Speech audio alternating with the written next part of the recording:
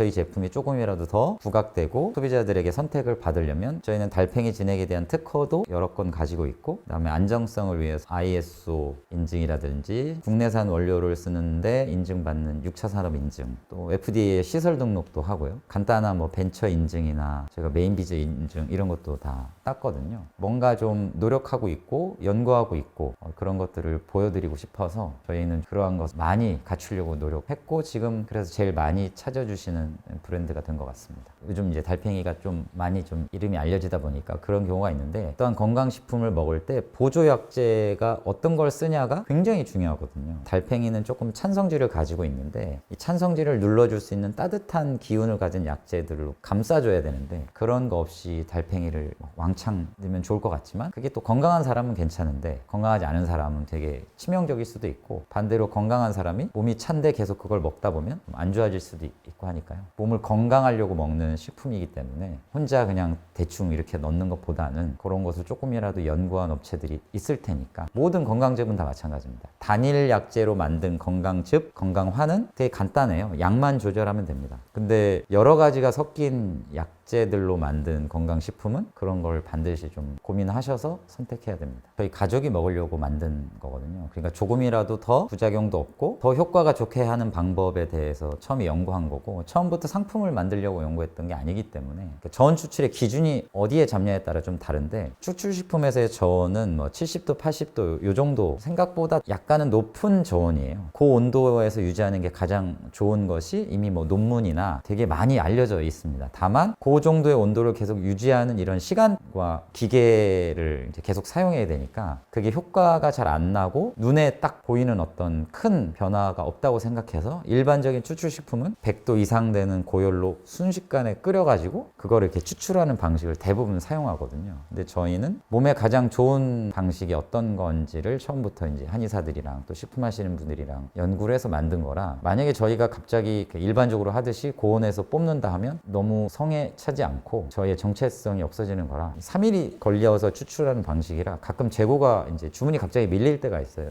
이번 주만 해도 와우진액 플러스가 지금 이제 떨어졌는데 오늘 넣어서 그냥 바로 포장할 수도 있겠죠. 근데 그렇게 하면은 신뢰의 문제를 떠나서 제 스스로 개운하지 않아서 반드시 저온 추출로 하고 있고, 이 저온 추출은 전통 한약 추출 방식이라고 되어 있는데 저희가 이제 기술 이전 받은 내용이기도 하지만, 옛날 그 드라마 같은 데 보면은 조그만 약탕기에 놓고 되게 얇은 불로 부채질하면서 엄마나 뭐 할머니들이 몇 날 며칠이고 이렇게 다리거든요. 아궁에 불 넣어갖고 막 확 떼면 되는데 왜 앉아갖고 부채질하면서 그렇게 하냐면, 너무 높으면 재료가 타버리거든요. 한마디로 세포로 따지면 세포가 부들부들한 상태에서 이렇게 빠져나와야 되는데 이게 막 고온이면은 이제 추출하는데 안 좋기 때문에 되도록 끓이면서도 낮은 온도에서 끓일 수 있도록 최선을 다했던 거거든요. 불이 꺼지지 않게 낮은 온도로 그 방식을 저희가 차용해서 하고 있어서, 예전에는 또 지금처럼 이제 전기솥이 아니고 가스솥을 처음에는 제가 배워서 썼거든요. 밤새 가스솥을 10분에서 15분 정도 불을 넣었다 뺐다 넣었다 뺐다를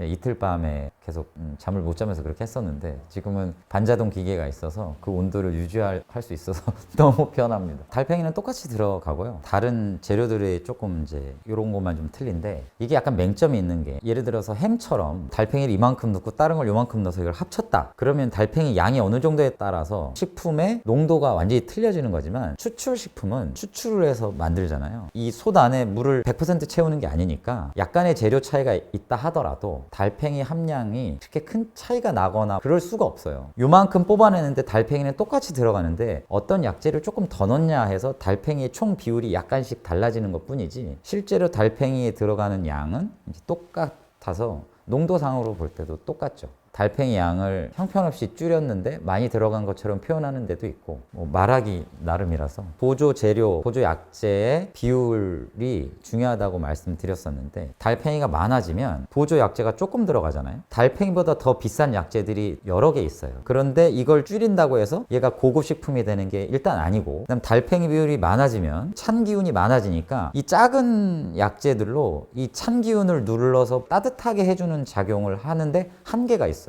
달팽이를 100% 넣는 진액이 왜 없냐라고 가끔 전화를 받거든요. 달팽이를 100%로 추출해서 드리면 버리실 거예요. 먹을 수가 없어요. 진짜 정말 그 비린 맛을 이루 말할 수가 없어요. 저희가 보충제 하나 먹는데도 단백질 보충제도 무맛이라고 아예 단맛이나 이런 게 안 들어간 게 팔거든요. 아주 건강하겠죠? 근데 사람들이 안 사 먹어요. 맛이 없기 때문입니다. 단백질이 많으면 비린 맛이 굉장히 강해져서 첨가물을 넣거든요. 근데 저희는 첨가물을 안 넣지만 대신 보조약제들을 알맞게 넣는데 이 보조약제를 빼고 달팽이만 달여서 내면 흡수도 안 되고 몸에도 좋지 않고 맛도 없어요. 그런데 이제 고객들은 언뜻 생각할 때 주 재료가 많으면 좋을 것 같이 느껴져서 언뜻 생각했을 때 그렇게 생각하실 수 있죠. 하지만 이제 이 영상을 보던지 아니면 좀이라도 약간 검색해 보시면 주재료를 많이 넣는다고 좋은 것은 아니다. 예를 들면 그런 거죠. 치킨을 시켰는데 아무 양념 없이 치킨만 삶아서 오는 거랑 똑같은 느낌이거든요.